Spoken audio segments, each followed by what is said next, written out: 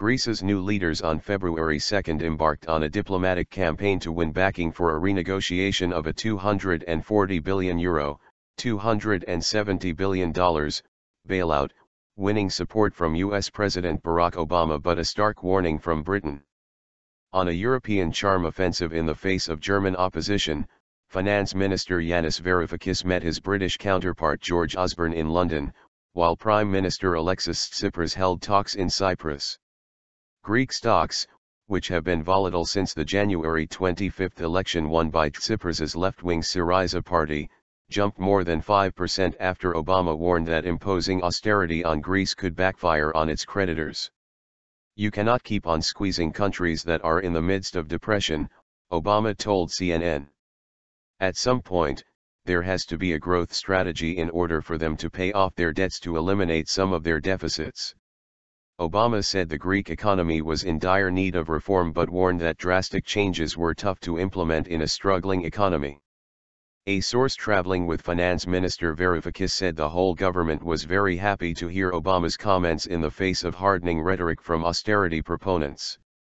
In Cyprus on his first foreign trip since coming to power, Tsipras said he had not expected so much international support for his campaign and stressed that Greece wanted a wider debate about debt for all the peoples of Europe. "Europe is in crisis, not just Greece and Cyprus," he said. He also doubted the legality of the current system of supervision of indebted nations by the so-called Troika of creditors, the International Monetary Fund, European Union, and European Central Bank, ECB. Tsipras will travel to debt-laden Italy on Tuesday and on to Brussels on Wednesday for talks with European Commission President Jean-Claude Juncker. In London, British Minister Osborne warned that the standoff between Greece and the Eurozone was the greatest risk to the global economy but said that he had enjoyed a constructive discussion with Varoufakis. In comments shown on British television, he said all sides should act responsibly.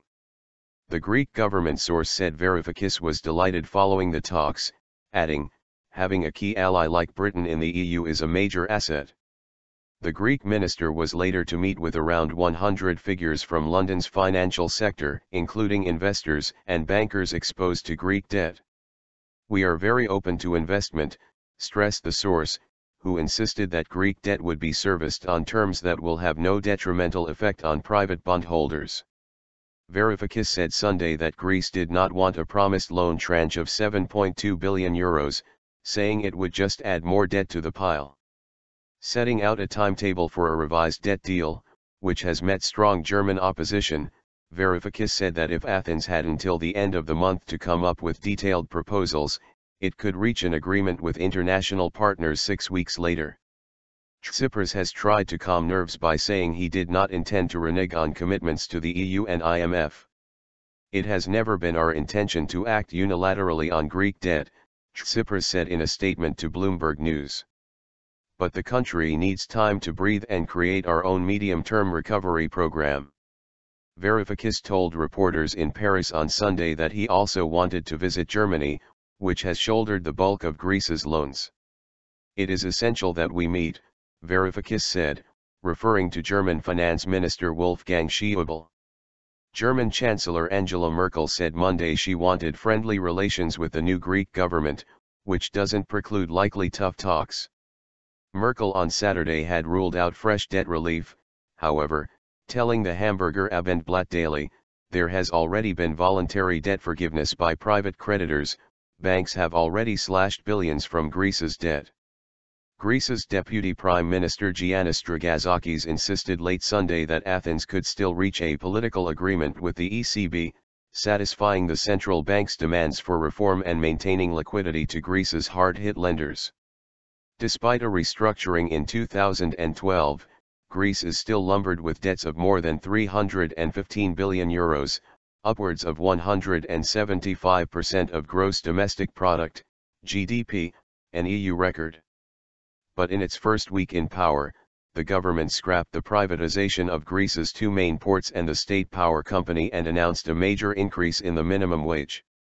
Syriza's stunning election success sent shockwaves through Europe and has encouraged other anti-austerity parties. At least 100,000 people took to the streets of Madrid on Saturday in support of the Spanish party Podemos, which has surged in polls ahead of elections late this year.